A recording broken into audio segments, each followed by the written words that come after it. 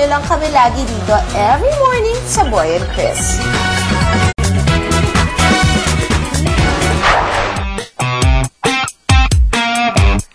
Told you I made dinner plans for you and me and no one else. Kaibigan, magandang umaga. Abay tayo nasa Fitness First dito po sa The Fort. Ngayong umaga, tuturuan tayo kung paano magpaliit ng tiyan, paano magpaganda ng abs. Katulad ko na lamang po, actually, hindi naman talaga ako kinakailangan pumunta pa dito sa Fitness First dahil malapandesal talaga ang aking abs. Narito, ang harap po. Yan po ang napakagandang abs. Kaibigan, ngayong umaga, abay, kakaiba po ang ating matututunan. At ang importante po dito, pwedeng gawin sa bahay. Kaya panuurin nyo lamang para gumanda po ang ating mga tiyan, para gumanda ang ating mga abs. Kasama ho natin ang napakagandang Bianca Gonzalez. Tara kaibigan, kasama po kayo. Hi Bianca! Kumusta? I'm good. I'm happy to be here. Bakit wala kang tiyan? Really conscious kasi of what I eat. I eat Sabi nga, healthy. that's true. Saka I try my best to exercise. Matagal na akong nagtataka. Bakit nga ba napakaraming tao ang nagkakandahirap magkaroon ng sexy abs? Nakaka-stress, pero hindi siya, kumbaga, hindi siya kailangan. Pero hindi ko naman may de-deny na kung makita ko ng magandang abs, hindi ako titingin. Titingin talaga ako. Parang pupurihin ko ganun. Pero kumbaga, more than that, hindi naman siya important. It doesn't define the character, ika nga. Itong si Bianca, maswerte dahil sadyang hindi tabain. I am trying to avoid pork at saka beef.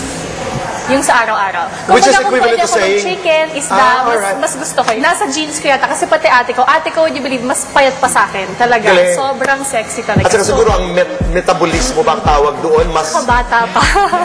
Pero sa mga di gaanong kaseksihan tulad ni Bianca, abay, sama na sa amin ngayong umaga dahil Body Jam ang aming susubukan. Clark, hi! Hi, boy. Magandang umaga. Maraming salamat sa inyong pagpapatuloy sa amin. Bakit napunta ngayon ang tingin ng tao sa tiyan? Para sa akin, Kuya Boy, pag slim ang abs nyo, healthy ka. Eto na mga nanay at tatay, tumayo na sa harap ng TV sets at makisayaw sa amin ni na Bianca at sabay-sabay nating paliitin ang ating tiyan. Feet together. Hips up. Now roll shoulder, right shoulder, roll shoulder. Nice and easy. Wow. Right. 1, 2, 3, other side. Steps together. Sayaw talaga Two siya. sides. 3-step great bang with the arm. Kung paano man yun. Hirap naman yan. Let's dance. Give it a go, guys. Let's go. 3. Naku po. Para pala kaming si John Travolta sa Dance Fever. Tingnan nyo ang aming mga dance moves at posing. Second track coming up. Last 2 more. Ang trick dito mga kaibigan, habang nagsasayaw, itak ang tiyan para ma-build ang abs muscles. Let's dance. Last 3 sets. Kung kanina ay disco steps ang aming ginawa, ngayon naman, sexy moves. Sige, sayaw, nang parabang may inaakit. Ayan! 1, 2, 3, 4. Close, open. The rest of the body. Nice one. Give it going. Sharp arms! Yeah, sexy body. Let's go. Parang sexy na. We call this isolation track. Ready? Open the chest. Tingnan mo nga naman, sino ang mag-aakala ang paggiling pala ay nakakaliit ng tiyan. Kaya eto, hala, sige, giling pa! Hey. Now, drop chest. Go. Drop, pump. Out around. Matrix. Swing around back. Lock your abs. Go. Pop it. Smooth. Hey. Last more round. Ooh, nice one. That's for your warm-up. Nakakainom pala talaga siya. Warm up lang yun! Yo po, Kuya Boy. Warm up. Warm up pa lang yun? Ang hirap, ha? Hirap. Teka. Time out muna.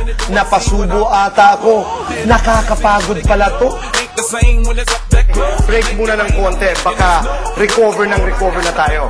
Pero dahil ang pangako ko po sa inyo ay tatanggalin natin ang ating mga tiyan at patuloy ang aming pag-uusap ni Bianca, ay meron tayong pupuntahan. Yan ang abs. Ito. Let's start with letter A. Bianca.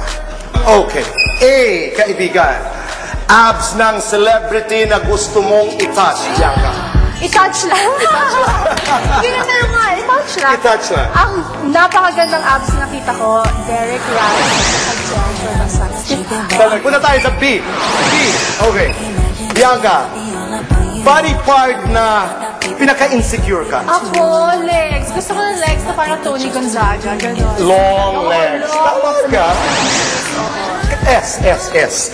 Ang tanong, sweetest boyfriend ever. Wow! Grabe naman Bianca, yan. ano ba ang sweet na boyfriend? Ano bang ibig sabihin? For me, maalaga. Yun yung sweet. Yung maalaga, hindi necessary na bibigyan ko ng mga gamit. Maalaga na lagi lang inaalala kung saan ka, kung okay ka lang, kung pagod ka na, kung kumain ka na. Oo. Okay. Marami pa po